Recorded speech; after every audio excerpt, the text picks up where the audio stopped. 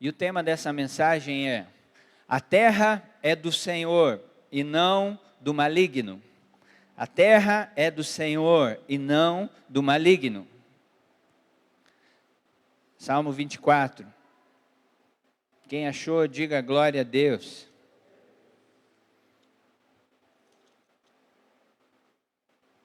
Salmo 24, 1.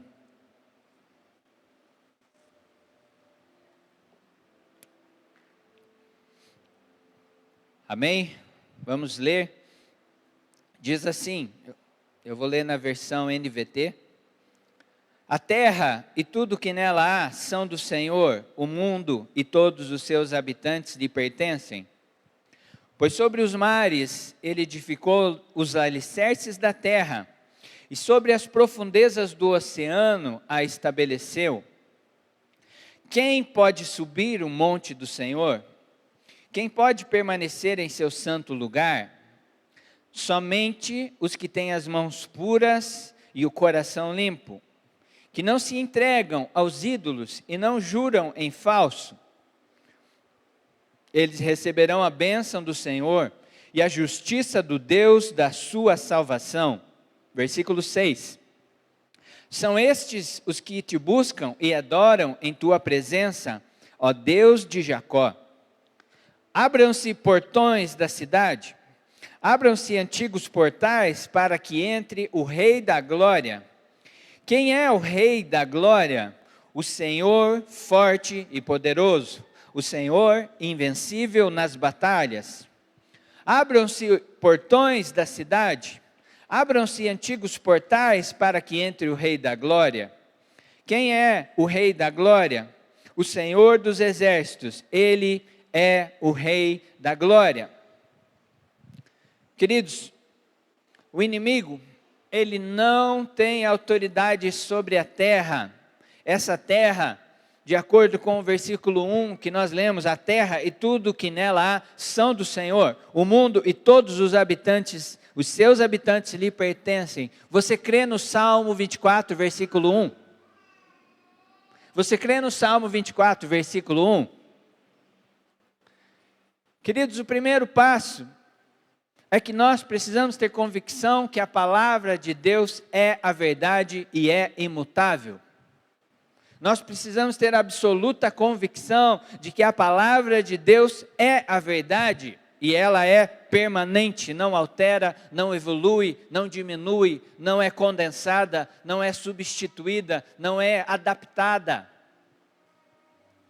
A terra é do Senhor. E eu, como já avanço para 30 anos de vida cristã, de conversão, algumas vezes eu ouvi ensinos e falar a respeito de que Satanás é o dono desse mundo, é o príncipe desse mundo. E isso gera confusão na nossa cabeça. Satanás, ele tem o domínio sobre a terra. E quando nós pensamos nisso, e olhamos para o Salmo 24, nós pensamos, será que a Bíblia está se confrontando no que ela diz lá em João e o que ela diz aqui em Salmo 24? Existem alguns textos que falam que o mundo, ele pertence ao maligno. João 14, 30, o versículo 30 do Evangelho de João 14 diz assim: não tenho muito tempo mais para falar com vocês, pois o governante desse mundo se aproxima. Ele não tem poder algum sobre mim. 1 João 5,19 também fala sobre o mundo. E esse texto de 1 João 5,19 diz assim: sabemos que somos filhos de Deus e o mundo inteiro está sob o controle do maligno. Como assim? Existem duas palavras, queridos, nesse texto que nós precisamos entender no escrito em hebraico. Essa palavra no Salmo, chamando e declarando que a terra é do Senhor, é uma palavra da raiz que chama eretes. E essa palavra eretes, ela significa que todo o planeta Terra, a terra, os países, O solo, a cidade, o estado é do Senhor. A geografia é do Senhor. A criação da terra, os mares são do Senhor. Os montes são do Senhor. Aqui ainda o texto fala: abram-se os portões da cidade, para que entre o Rei da Glória. E quando nós vamos ler outros textos lá em Efésios, capítulo 2, versículo 2, que gera um pouco dessa confusão na mente dos cristãos. Efésios 2, 2 diz assim: nos quais andastes outrora, segundo o curso deste mundo, segundo o príncipe das potestades do ar. Essa versão é da Almeida Revista e Atualizada. E fala do príncipe das potestades do ar, dando a entender que o céu está sob o governo do diabo. E do espírito que agora atua nos filhos da desobediência. Então, queridos, quando fala nesse texto aqui das potestades do ar, do príncipe desse mundo, está falando que o diabo, ele aponta nesses textos um significado de mundo, e a gente abrange, inclui nesse significado a terra. Uma outra palavra que significa cosmos. E no original essa palavra, ela tem pelo menos 3 aplicações, 3 entendimentos diferentes. Mas quando fala que o príncipe, o governante deste mundo se aproxima, quando fala que o mundo inteiro está sob o controle do maligno, ele fala nesse sentido de cosmos, no significado de um sistema humano, um sistema governamental, uma estrutura, uma cultura que está sendo manipulada pelo diabo. Isso, queridos, esse sistema do mundo, essas influências que estão ao nosso redor, isso está gerando tanta destruição, gerando tanta morte, gerando tanto fracasso de família, e é nesse ambiente, nesse cosmos que o diabo tem governado. E a palavra cosmos também tem um sentido de apontar para todo o universo, que é a criação do Senhor, e também a palavra cosmos está falando sobre o mundo, que aponta para o sentido dos seres humanos, as pessoas. Por isso que lá em João 3,16 diz assim: Deus amou o mundo de tal maneira. Deus não amou a filosofia do mundo. Deus não amou as ideias da psicologia moderna. Deus não amou os discursos de pessoas céticas. Deus não amou as filosofias e as coisas dos cientistas de hoje. Não é esse amor de Deus por essas coisas. Deus amou o mundo apontando para o ser humano, a criação dele. E ele deu o seu filho. E por isso nós estamos aqui hoje. Deus amou as nossas vidas. Deus ama e continua amando e desejando que a humanidade seja salva, redimida, restaurada, que possa habitar o céu. Nós sempre falamos algo que a Bíblia aponta: o inferno não foi feito para pessoas, mas foi feito para Satanás e seus demônios. Você crê nisso, querido? O seu filho, seu tio, seus netos, seus avós, o inferno não foi feito para eles, mas eles precisam entrar numa vida de submissão e entregar-se a Cristo Jesus. Eles precisam ouvir a mensagem do deserto, que começou lá no tempo de João Batista, falando: arrependei-vos, confessai os vossos pecados. E daí essa terra, esse mundo, que são as pessoas redimidas, são foco do amor de Deus. Nós somos o alvo do amor de Deus como criaturas, como filhos que nós somos. E quando tem essa confusão na cabeça dos cristãos, esse entendimento equivocado que o mundo jaz do maligno, que já não tem mais como mudar as coisas, entra um engano na nossa mente, dizendo que a igreja, como agência de Deus, não pode mudar nada, somente Cristo, quando Ele voltar, Ele vai mudar as coisas. E entra um entendimento de que nós nos acomodamos e nós ficamos esperando Cristo de braços cruzados. Quando nós entramos nesse equivocado entendimento de que não adianta fazer nada, porque o mundo está em decadência, as pessoas vão para o inferno, somente Cristo vai dar o jeito nas coisas, nós nos ausentamos da nossa responsabilidade como igreja. Quem está entendendo, diga amém. Amém ou ai, ai, ai? porque nós muitas vezes nos acomodamos. A terra e tudo que nela há pertence ao Senhor, o mundo e todos os seus habitantes. Nós precisamos crer nisso. Nós precisamos viver com essa convicção. O Senhor não perdeu o controle de nada do que estamos vivendo nessa era presente. Ele continua sendo o dono de tudo. Quando a gente entende o mundo, o cosmos, quando a gente começa a entender isso, nós precisamos entender uma questão que fala a respeito de domínio de cidades, domínio de território, domínio de espaço geográfico. Quando a Bíblia fala que a terra é do Senhor, Ele está olhando o espaço físico, geográfico, Ele criou essas coisas. O diabo não pode se meter naquilo que Jesus criou, junto com o Pai, no ambiente lá do Gênesis.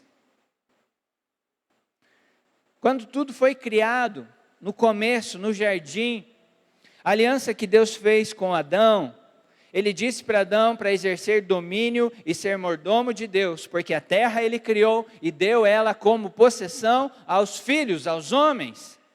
Deus ali delegou a responsabilidade para Adão, para encher, e essa responsabilidade é nossa. Cutuque quem está do seu lado aí, diga, essa responsabilidade é nossa, de domínio. Essa responsabilidade de estabelecer o senhorio de Cristo sobre a terra, de subjugar a terra, como o texto fala lá em Gênesis, de encher a terra. Isso significa, a mesma palavra hebraica para eretz, ou terra criada, espaço, que Deus nos deu como herança, como possessão. E esse significa lá no Novo Testamento, o significado da palavra grega topos, que topos é a origem da palavra topografia. E quando o Salmo 24 está falando que Deus criou e Ele domina sobre a criação, Ele está dizendo para nós que Ele deu aos filhos e não a Satanás o domínio sobre a terra. É importante nós entendermos isso, queridos, porque senão nós entramos numa ideia de que as coisas não vão melhorar, que não adianta fazer nada, porque agora é perseguição, destruição, e quem aguentar tudo isso vai ser salvo por um triz. Nós lemos um texto esses dias que fala que os justos serão salvos por um triz. Mas queridos, nós entendemos que Deus tem nos chamado para exercer o seu poder, exercer a sua autoridade, para que nós possamos alcançar territórios que hoje estão nas mãos do maligno. Sabe, o primeiro território que nós precisamos alcançar para o governo pleno de Cristo Jesus é o nosso coração e a nossa mente. Você precisa ser dono de um domínio próprio que aponte para a santificação e aponte para uma vida de retidão em Cristo Jesus. Ontem nós lemos um texto com os pastores, no Café dos Pastores, sobre os dias de Noé. Noé era um homem que andava com Deus, era justo e era íntegro. E Noé era um homem que trouxe condenação à humanidade, porque existia um homem que andava com Deus, que era íntegro e justo. O mundo hoje precisa olhar para você, no seu trabalho, na sua família, na sua vida íntima, e ver que você é um homem justo, íntegro e que anda com Deus. Nós precisamos nos posicionar diante das situações e diante das pessoas com esse mandato que foi dado a Adão. Vocês estão sendo chamados a serem mordomos de Deus, a exercerem domínio, a governarem e a encher a terra. Com isso nós entendemos, queridos, que toda autoridade humana se origina de Deus, e Deus dá ao ser humano esta autoridade, porque Ele deseja que você e eu funcionemos como imagem e semelhança de Cristo, para exercer a mordomia das coisas que Ele confia nas nossas mãos. Quem está entendendo, diz amém. 5, 6 estão entendendo? Glória a Deus. E hoje, queridos, eu convido você a pensar a respeito disso. Que Deus colocou nossas vidas num lugar geográfico, num espaço físico, numa terra, numa cidade. E nós precisamos compreender que a nossa missão, ela está relacionada a esse território que nós moramos, que nós habitamos, que nós estamos construindo a nossa história. Nós precisamos entender aqui na nossa mente que o ID de Deus diz respeito ao olhar o todo que Deus criou em seu plano de salvar os perdidos, e que nós precisamos ir nos lugares diversos e retomar ou tomar o território ou declarar que esse território pertence ao Senhor Jesus. Você tem autoridade do nome de Jesus para declarar que as luzes entrem e as trevas recuem sobre a tua própria vida e sobre a tua família. Você precisa exercer esse domínio. Vou dar um exemplo simples, queridos. Eu quero que você caminhe comigo pensando que antes de nós ir para as nações, para os estados e orarmos por outros lugares fora, primeiro você tem que exercer o domínio sobre a sua vida pessoal e sobre a sua própria casa. Se você não consegue consagrar ao Senhor a sua vida pessoal, consagrar ao Senhor a sua casa, ter um casamento à luz da palavra, ter a educação dos filhos à luz da Bíblia, não adianta você ir para fora porque você é alguém que não espelha a autoridade de Cristo Jesus. Essa semana minha esposa teve uma conversa séria com o Benjamin, que ele estava vendo lá um negócio de, como é que é o nome? Pokémon. E o Pokémon é uns bichinhos que você tira a foto da tua casa e aparece um dragão na tua casa. Você tira a foto lá da casa da tua avó e na casa da tua avó aparece um outro monstrinho que é um outro Pokémon. Quem sabe do que eu estou falando? Levanta a mão.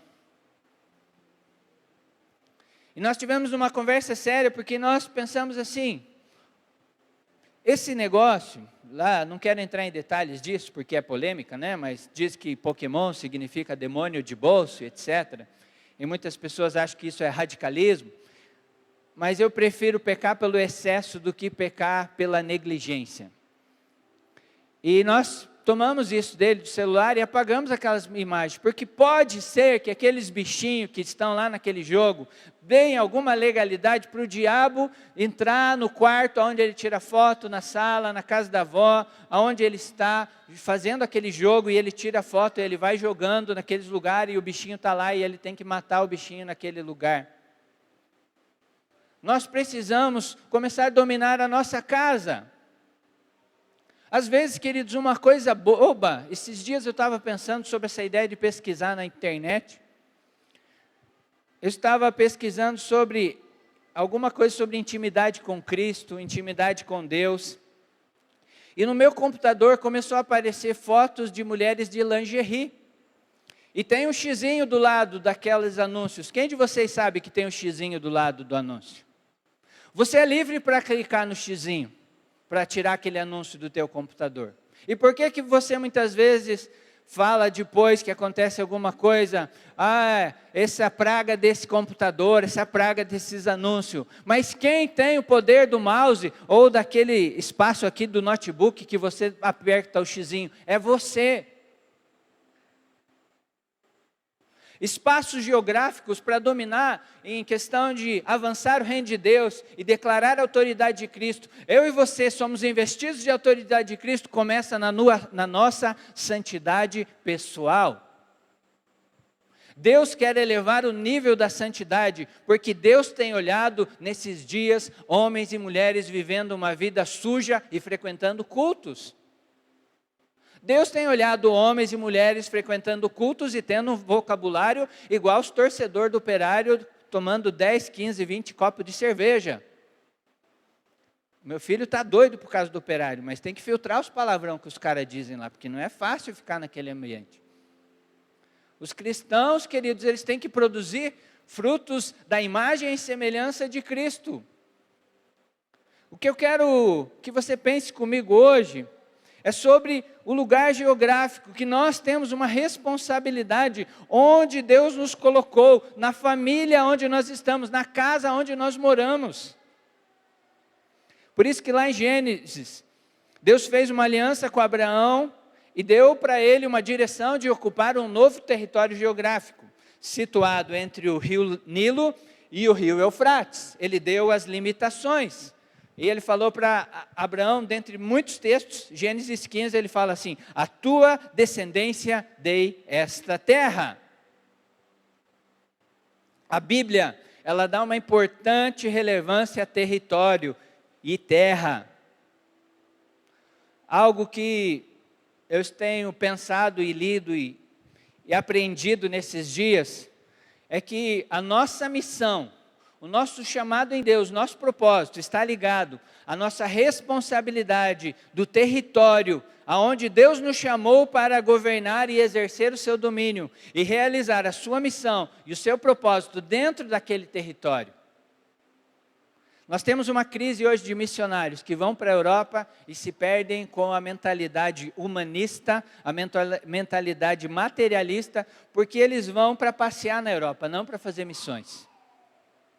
E sabe por que isso acontece, queridos? Porque nós não temos a convicção do nosso chamado e da nossa responsabilidade, que começa aqui. Quem não serve na igreja local, não serve em outras nações. Quem não serve em casa, não serve na igreja. Quem não serve no trabalho, onde está empregado, registrado e só dá problema lá, não vai servir em outros lugares. O território para exercer o domínio e o governo de Cristo começa com as coisas que estão ao alcance das nossas mãos hoje. Quem está entendendo, diz amém. Oh, aleluia, glória a Deus. Quando você fala amém, você está se comprometendo junto comigo nessa palavra. Assim seja, sobre a minha vida e sobre a tua vida. Nós precisamos nos posicionar em termos geográficos nesses dias. Sabe por que a igreja entra num ambiente de problema, de fofoca, que começa a pipocar pecado, que começa a pipocar murmuração, que começa a pipocar reclamação do ventilador, do músico, da luz, do teto, da câmera? Quando nós perdemos o senso de missão, nós ficamos fechados nesse mundo religioso que a nossa mente se meteu e esquecemos o nosso chamado e propósito geográfico. E esquecemos da nossa missão e começamos a criar problema. Filho que não trabalha em casa dá problema. Cristão que não trabalha no reino de Deus dá problema. É a mesma coisa. Deus nos plantou aqui para cumprir uma missão nessa cidade, e depois dessa cidade vai na nação e vai em outros territórios. Jeremias 32, 41. Jeremias 32, 41. O versículo diz: terei alegria em lhes fazer o bem, e os plantarei nessa terra firmemente de todo o coração. É uma promessa também aqui, Jeremias, de território, de área geográfica, de um espaço específico. Terei alegria em lhes fazer o bem, e os plantarei nessa terra firmemente de todo o coração. O povo estava naquele ambiente do exílio, naquela mentalidade dos 70 anos do exílio. E Deus não perdeu o seu foco, que ia cumprir a sua palavra da terra, ia plantar eles firmemente. Algo que nós precisamos entender. Se você é morador dessa cidade, comece a agradecer a Deus, porque Deus plantou você nessa cidade. E ore a Deus para que você seja um agente das bênçãos de Deus sobre essa terra e sobre essa cidade. Pare de falar mal de Ponta Grossa, porque é a terra que você precisa profetizar salvação, justiça, restauração, remissão, prosperidade e valores morais que cresçam por causa de uma igreja forte, que ela é influência. Deus nos deu essa responsabilidade e Ele nos plantou nesse lugar para batalhar pelas pessoas que estão ali, pelos moradores daquele lugar, pelas pessoas que trabalham conosco. Deus colocou você numa família e Ele tem um desejo intenso de que todos sejam salvos. E Ele quer que o desejo intenso do seu coração é que todos os seus familiares sejam salvos. Você crê nisso, querido? Isso é concordar com Deus. Isso é vibrar pelas coisas que Deus vibra. Isso é deixar o Espírito Santo mover através de você. A minha casa servirá ao Senhor. E você precisa orar sempre por isso, até vir isso se materializar e se concretizar. Você tem que ser alguém que proclama o Evangelho, proclama a salvação. Existe, queridos, espíritos territoriais.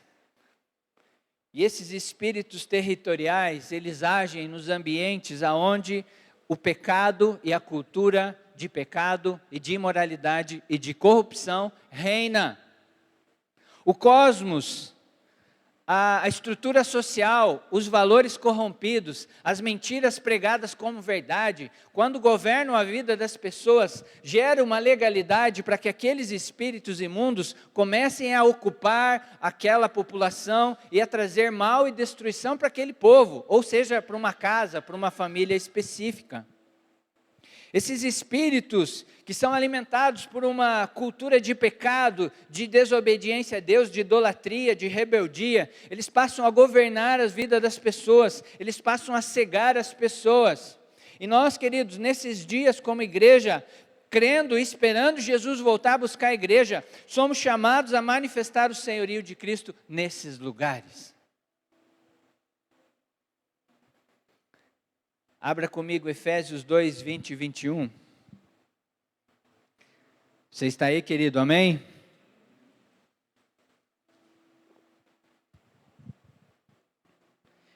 Efésios 2, 20 e 21.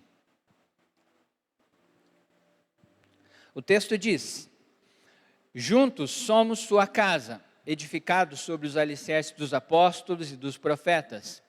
E a pedra angular é o próprio Cristo. Nele somos firmemente unidos, construindo um templo santo para o Senhor. Queridos, olhe todos os elementos desse texto que apontam para esse ambiente de uma construção de fé, de uma construção sólida, de um projeto bem estruturado do reino de Deus na terra. Nós somos edificados sobre um alicerce dos profetas e apóstolos, que nós temos acesso à palavra de Deus, aquilo que eles fizeram, o caminho que eles abriram, as promessas que eles cumpriram, a obediência deles à palavra, e eles prepararam esse caminho, e a pedra angular, o Salvador chegou e cumpriu tudo aquilo que eles profetizavam sobre ele, e nesse fundamento nós fomos firmemente unidos.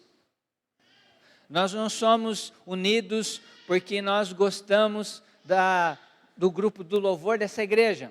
Nós não somos unidos porque nós gostamos do estilo desse prédio. Nós não somos unidos porque nós temos as mesmas afeições, torcemos para os mesmos times, gostamos dos mesmos tipos de comida. Não. Nós somos unidos firmemente por causa de Cristo Jesus e por causa da verdade do Evangelho que queima em nosso coração. E se isso for o motivo de nós sermos unidos, o diabo não vai conseguir nos separar. Não vai conseguir colocar intriga entre os irmãos. E nós estamos constituindo um templo santo para o Senhor.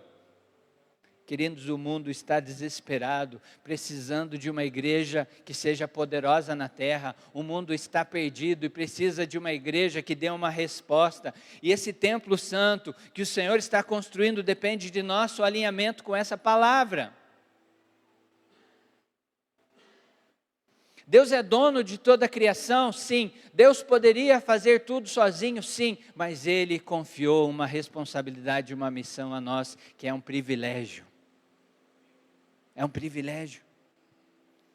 Deus não trabalha contra ou impondo a sua vontade para os homens. Deus não trabalha obrigando as pessoas. Deus estabeleceu em nós pensamento, reflexão, entendimento. Deus estabeleceu no homem, criou o homem dessa forma, com vontade, com livre-arbítrio. E Ele criou essa própria lei e Ele não quebra, Ele não viola esse princípio. E nesse aspecto do livre-arbítrio, da nossa escolha,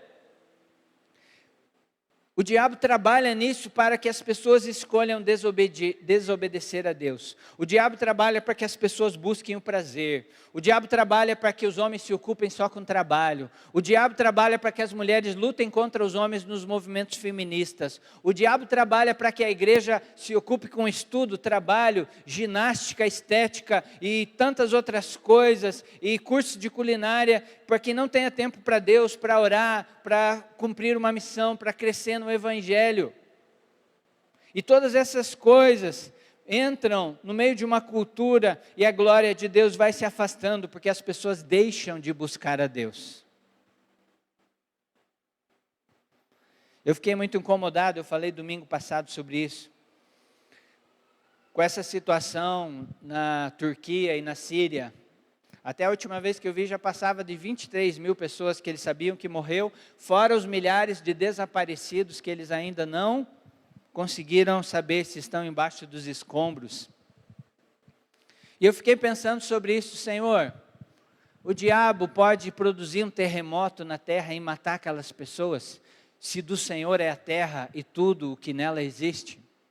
O diabo pode trazer destruição para crianças, jovens, adolescentes, e tantas pessoas. Se nós olharmos para Sodoma e Gomorra, quem decidiu trazer destruição e juízo para aquela terra foi o Senhor. Se nós olharmos para o tempo de Noé, quando as pessoas estavam totalmente mergulhadas em corrupção e morte, foi Deus que mandou o dilúvio. Se nós olharmos, queridos, para a situação de Nínive, 150 anos depois do que Jonas profetizou lá, aquela terra foi destruída na geração seguinte, não naquela geração de Jonas. Queridos, quando nós vemos destruição de pessoas que ao nosso entendimento é complexo de entender isso, crianças, idosos, famílias, nós precisamos refletir no nosso coração com temor. Nós estamos recebendo sinais dos céus de que a terra está sob o governo das trevas, porque as pessoas estão se desviado e andado em rebeldia aos caminhos de Deus. No nosso país, muitas pessoas deram direito às forças das trevas, convidando o diabo para entrar nas suas casas, fazendo pactos, estabelecendo rituais, criando festas, adorações a outros deuses. Nós estamos nos dias aí do carnaval, o povo não se aguenta porque todo mundo quer festa. Nós podemos perguntar, quem está sendo adorado nesses dias na nossa cidade? Quem está sendo adorado desses dias na nossa nação? Será que a adoração e o clamor e a oração da igreja verdadeira, da igreja prostrada, da igreja com compromisso, é maior do que a adoração das pessoas que estão vivendo longe do caminho de Deus?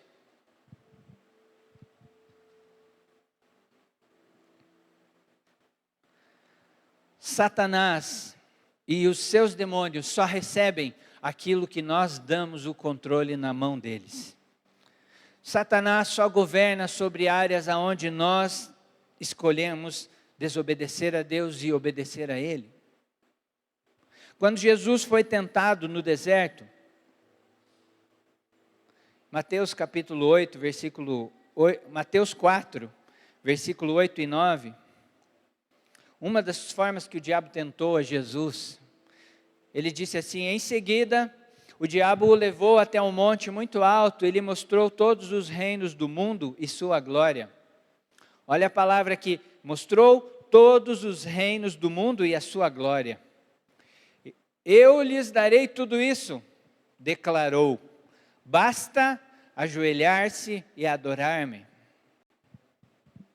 A palavra reinos nesse texto de Mateus é uma palavra de origem que ela é a palavra basileia, e no texto de origem significa um ambiente de governo, uma limitação de governo, uma base ou um fundamento de poder que Satanás obteve por meio do pecado do homem, da separação do homem, da rebeldia do homem a Deus. O que o diabo ofereceu a Jesus foi os sistemas de poder do mundo e a glória do mundo. O diabo continua oferecendo isso para você, para você, para você, para você, para vocês aqui, para vocês e para mim. A proposta do diabo para nós não mudou, é a mesma. Ele quer nos encher de coisas, que essas coisas venham entrar no nosso coração e se tornem maior do que o nosso relacionamento e temor ao governo de Cristo Jesus. A igreja moderna, ela tem pregado sobre conquista e sobre posse de reinos, muitas vezes que o diabo ofereceu para Jesus, e não sobre conquista e posse do reino espiritual e das vidas que Cristo quer salvar. Queridos, nós precisamos entender, falando de ocupar novos territórios como igreja de Cristo Jesus, começando em nós, na nossa família, como igreja local, como igreja corpo de Cristo, na cidade, em outros lugares, falando de preparar a vinda do Rei Jesus, falando de cumprir o ID. O enfoque da conquista de Cristo por meio da igreja é outro, não é essa basileia, não é o fundamento de poder. A transformação por meio da vida da igreja se dá na esfera espiritual. A transformação por meio do evangelho que liberta as pessoas do cativeiro das trevas e conduz eles para o reino do Filho amado, para o reino da luz, para o governo de Cristo, não vai se dar por algo político, não vai se dar por algo militar, não vai se dar por uma igreja que fica rica no Brasil, mas vai se dar por uma igreja que se prostra e ganha a luta na esfera espiritual. Você está entendendo, querido? É espiritual, é no mundo invisível, é por fé, é por um relacionamento íntimo com Cristo, é por meio de nós deixar o governo do Espírito Santo ser de fato verdadeiro na nossa vida, na nossa casa.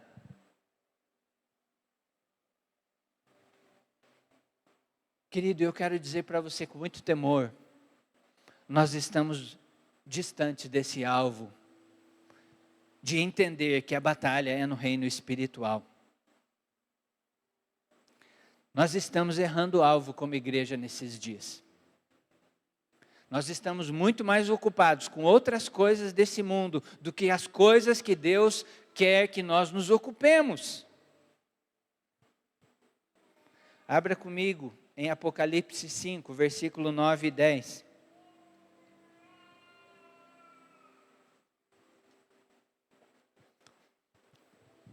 Apocalipse 5, versículo 9 e 10. O texto diz: e entoavam um cântico novo com estas palavras: Tu és digno de receber o livro, abrir os selos e lê-lo, pois foste sacrificado e com teu sangue compraste para Deus pessoas de toda tribo, língua, povo e nação. Tu fizeste delas um reino de sacerdotes para nosso Deus, e elas reinarão sobre a terra. Olha o nível de conquista de Cristo, queridos. O nível de conquista de Cristo não foi militar, político, econômico, mas o nível de governo de Cristo foi: pois foste crucificado, e com teu sangue compraste para Deus pessoas de onde? De todos os lugares, de toda tribo, língua, povo e nação. Cristo não tem problema de cruzar as fronteiras, porque a terra e tudo que nela possui são dele. Cristo, Ele comprou de uma forma espiritual, entregando toda a sua vida, vencendo o poder da morte e do pecado, derramando todo o seu sangue. Nós vamos celebrar isso hoje na ceia. Cristo não lutou contra pessoas. Cristo foi como uma ovelha muda levada ao matadouro. O nosso sangue nas nossas veias muitas vezes não é o sangue de Cristo que corre, porque você não é capaz de deixar de revidar quando você leva um tapa na face. Você não é capaz de ficar quieto quando você é injustiçado. Você não é capaz de ficar quieto quando alguém te ofende. Porque o nosso sangue, ele ferve e a gente perde o controle. Porque a nossa luta às vezes é contra pessoas. E o que a Bíblia diz? A nossa batalha não é contra pessoas, mas sim contra as forças do mal, contra as potestades. E nesse nível de batalha espiritual, contra as forças do mal, contra os principados e potestades, nós não podemos dar concessão, nós não podemos abrir margem, nós não podemos brincar com espadinha de plástico e nem espadinha de madeira. Existe uma espada certa, existe uma luta certa, existe um posicionamento.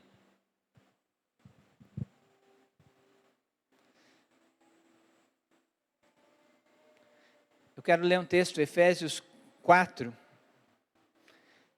26 e 27, um trecho diz assim: irai-vos e não pequeis, não se ponha o sol sobre a vossa ira, nem deis lugar ao diabo. Irai-vos e não pequeis, não se ponha o sol sobre a vossa ira, não deis lugar ao diabo. Querido, essa palavra lugar, que está aqui no texto, falando que você não deve dar lugar ao diabo, que eu não devo dar lugar ao diabo. Essa palavra vem da origem da palavra topos, que aqui ela é no grego.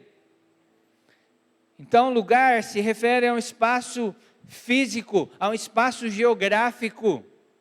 Quando você não perdoa, quando você se ira e peca, quando você não pede perdão, quando você não libera perdão, você está dando lugar ao diabo. E você, como soldado de Cristo Jesus, não tem o direito de não perdoar e não tem o direito de não pedir perdão e se humilhar.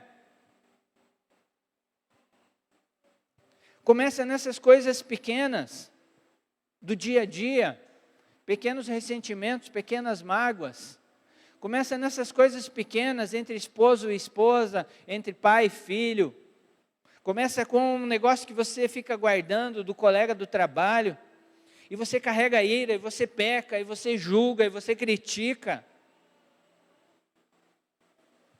Isso é dar lugar ao diabo na tua vida. Isso você não tem autoridade de conquistar território. Por isso que você ora pelas pessoas da tua casa, os teus filhos, parece que não tem efeito. Por isso que você faz algumas coisas espirituais, parece que nada funciona. Efésios 6, que é o texto mais conhecido sobre batalha espiritual, sobre luta.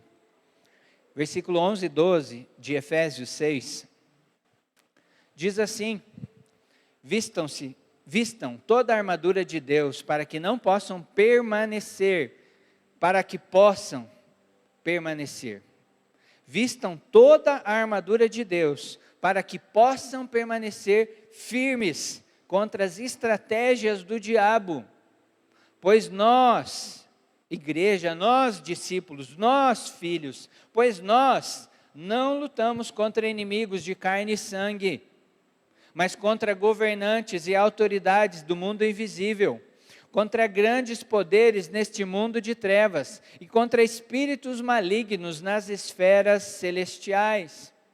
Essa é a nossa luta, queridos. Esse é o nosso inimigo. Não é o Juliano, não é o Luiz Milão, não é o Marcos, não é o Nelson, não é o Rafael. O nosso inimigo é espiritual. Não é o cônjuge. Nós precisamos focar a nossa luta. Queridos, algo que eu vi num livro que me chocou quando eu estava lendo, ele diz sobre que a igreja não é a noiva do Cordeiro ainda, no cumprimento pleno dessa palavra, porque o casamento ainda será realizado. Às vezes, quando nós olhamos para a noiva, nós temos uma visão romântica. Ai, que lindo, que gostoso, que romance gostoso com o noivo. Mas ainda a noiva não está pronta, não está ataviada, não está preparada. O casamento ainda não aconteceu. O que eu quero que você entenda é que o momento da igreja agora é focar em ser um exército que proclama o Evangelho. é focar na luta espiritual que está sobre a nossa responsabilidade de ocupar territórios que as trevas têm dominado. Nós precisamos entender que temos um chamado, que temos um propósito, que temos que estar vigilantes, que estamos num ambiente de guerra espiritual. Ontem nós ouvimos a palavra sobre o tempo de Noé, relacionando ao nosso tempo, e o psicólogo, o pastor que estava pregando, falou de números estarrecedores das coisas que o diabo está fazendo no mundo e no Brasil. 50 mil abortos ilegais no Brasil por ano. Mais de 50 mulheres morrem nesses abortos. Uma das estatísticas, só falando de aborto, é que morreram mais pessoas na história da humanidade por aborto do que a soma de todas as pandemias e todas as guerras que aconteceram na história da humanidade. O momento da igreja agora é de ser um exército que proclama o Evangelho. 1 Pedro 2,9. 1 Pedro 2,9 fala assim: vós, porém, sois raça eleita, sacerdócio real, nação santa, povo de propriedade exclusiva de Deus. Aleluia, glória a Deus, é isso aí, pastor.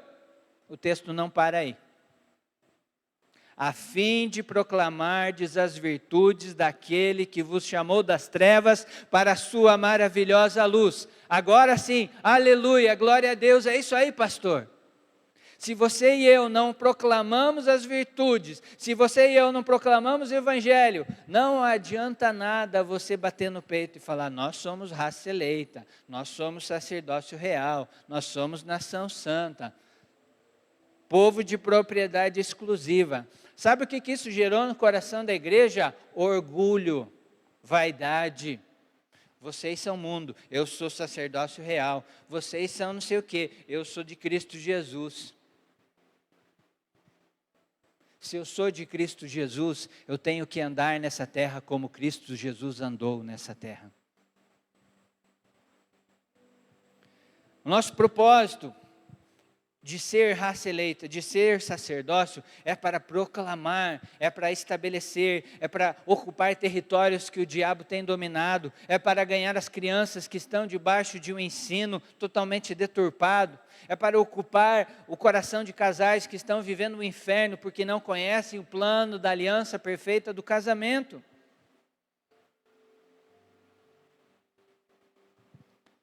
Nós precisamos parar de nos distrair com coisas e focar no propósito de Deus de sermos uma igreja que é chamado a uma batalha espiritual nesses dias. Efésios 6,18, o texto diz: orem no Espírito em todos os momentos e ocasiões, permaneçam atentos e sejam persistentes em suas orações por todo o povo santo.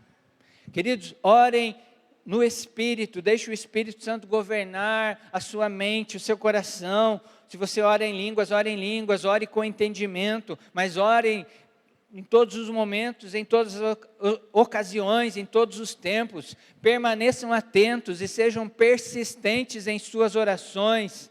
Persistência na oração, permanecer atento, estar andando no Espírito e ser alguém que vigia, que está com os olhos abertos para as coisas espirituais.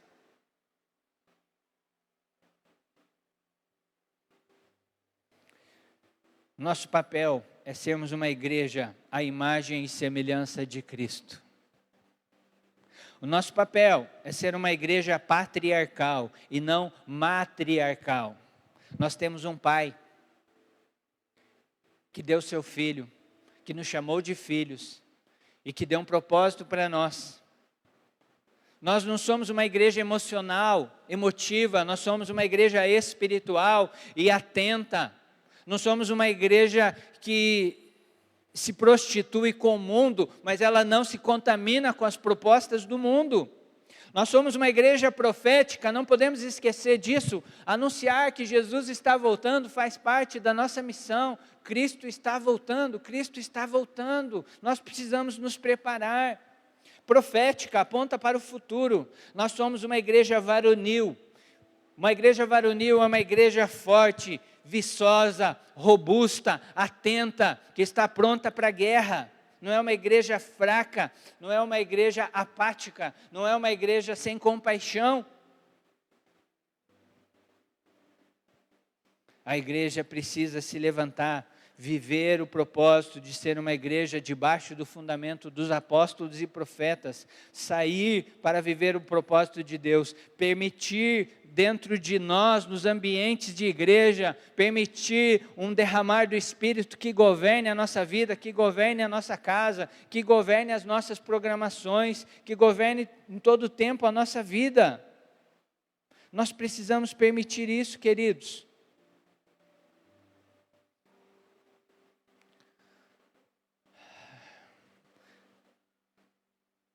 Quando nós entendemos a palavra possessão e conquista, nós podemos falar, Deus quer levantar uma igreja de uma geração de possessão e conquista.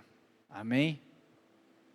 Não é do jeito que o mundo tem anunciado, mas é do jeito que Cristo definiu o caminho e a forma que isso aconteça. Nós somos chamados a tomar os territórios que estão sob o governo das trevas, por causa das vidas das pessoas que estão lá. Queridos, diante de nós, hoje, diante dessa geração, está o destino da próxima geração. O que nós fazemos vai definir o que os nossos filhos vão colher a partir do que nós estamos plantando. Em nós está o destino da próxima geração da igreja. E Josué, quando ele entrou na terra prometida, passado algum tempo lá dentro da terra prometida, o povo começou a se acomodar, ele precisou para fazer de novo uma convocação, uma proclamação, para que o povo voltasse ao propósito. Abra comigo Josué 18, versículo 1 a 3.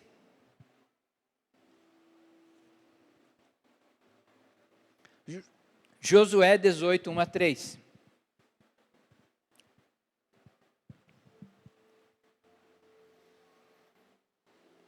Diz assim o texto: agora que a terra estava sob o controle dos israelitas, toda a comunidade se reuniu em Siló e ali armou a tenda do encontro.